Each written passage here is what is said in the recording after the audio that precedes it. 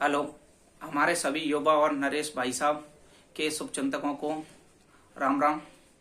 लोकसभा क्षेत्र दौसा से चुनाव लड़ने का ऐलान किया था और नरेश भाई साहब ने कांग्रेस से दावेदारी पेश की थी और कहा था कि हमारे डॉक्टर किरोड़ीलाल मीणा जी के परिवार से अगर कोई भी चुनाव लड़ता है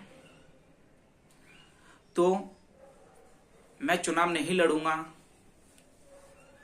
और कहा था कि कांग्रेस पार्टी मुझे टिकट नहीं देती है तो मैं निर्दलीय के रूप में नामांकन दाखिला करूंगा।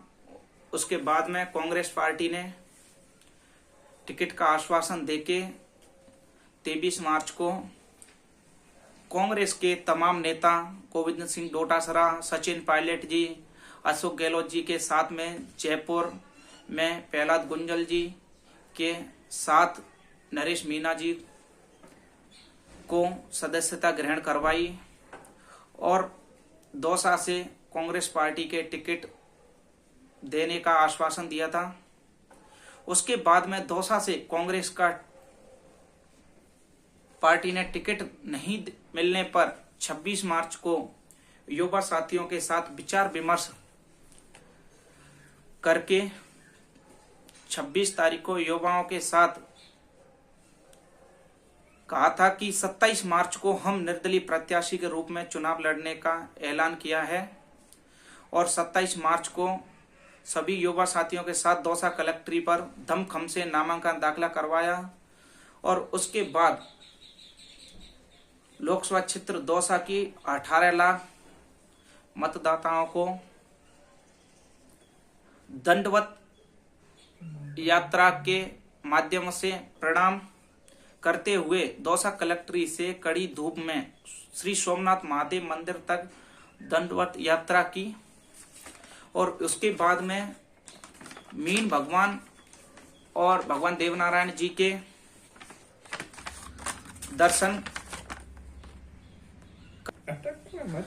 करके आशीर्वाद लिया और उसके बाद में राजेश पायलट जी की प्रतिमा पर माला पहनाकर आशीर्वाद लिया और कुछ देर बाद में दौसा लोकसभा क्षेत्र के अबनेरी में भगवान देवनारायण जी के दर्शन करके उसके बाद में समलेटी, सांता, हुडला, ओढ़ आदि महुआ विधानसभा क्षेत्र के गांव में पहुंचकर पंच पटेलों का आशीर्वाद लिया और उसके बाद में सभी युवाओं ने 28 तारीख को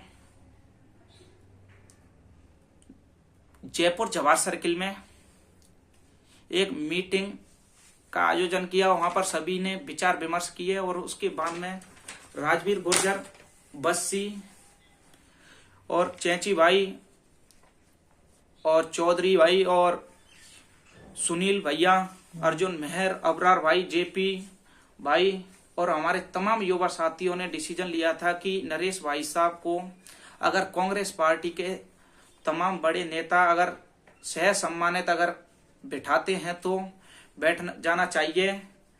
इसलिए नरेश भाई साहब ने अपना नामांकन वापस लेने के लिए 2 शर्तें रखी गई थी।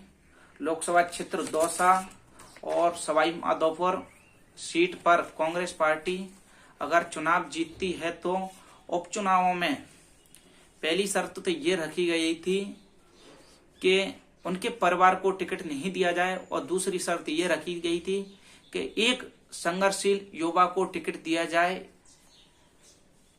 उसके बाद में कांग्रेस पार्टी ने नरेश भाई साहब को मना लिया है और नरेश भाई साहब ने आज अपना नामांकन वापस लेने का डिसीजन रखा गया है। लोकसभा चुनावों में कांग्रेस पार्टी का साथ दे रहे हैं और कांग्रेस पार्टी में अपनी विपक्ष की भूमिका निभाते हुए बाबा किरोड़ीलाल की तरह, जैसे बाबा किरोड़ीलाल ने कांग्रेस के जब सरकार थी तो 5 साल तक बीजेपी में विपक्ष का बहुत ही दमखम से साथ निभाया। इसलिए आगे आने वाले टाइम में नरेश भाई साहब हाड़ौती के लाल ना रह के पूर्वी राजस्थान के और पूरे हाड़ौती के लाल रहेंगे। किरोड़ी बाबा की तरह नरेश भाई साहब भी आने वाले टाइम में एक राजनीतिक मसीहा रहेंगे और गरीबों की आवाज को बुलंद करेंगे। इसलिए वो उल्टा किरोड़ी भी बोला जाता है। ये राजवीर बस्सी जी ने बोला था कि हमारे नरेश भाई साहब को हम बड़ी दौड़ का घोड़ा मानते हैं। इसलिए हमारे सभी युवाओं ने विचार विमर्श करने के बाद में कल नरेश भाई साहब ने अपना नामांकन वापस लेने के लिए बोला था। इसलिए सभी युवा शक्ति और जितने भी नरेश भाई साहब के शुभचिंतक हैं वो उन पर ऐसे ही प्यार प्रेम बनाए रखना। आगे आने वाले उपचुनावों में हम नरेश भाई साहब को अगर टिकट मिलता है तो उनको विधानसभा के उपचुनावों में जिताकर विधानसभा में पहुंचाना चाहते हैं। इसलिए हमारे तमाम युवाओं की बात को वो विधानसभा में रख सकें और आगे आने वाले आंदोलनों में वो साथ दें। इसलिए सभी युवा शक्तियों को राम राम। इसलिए नरेश भाई साहब पर प्यार प्रेम बनाए रखना।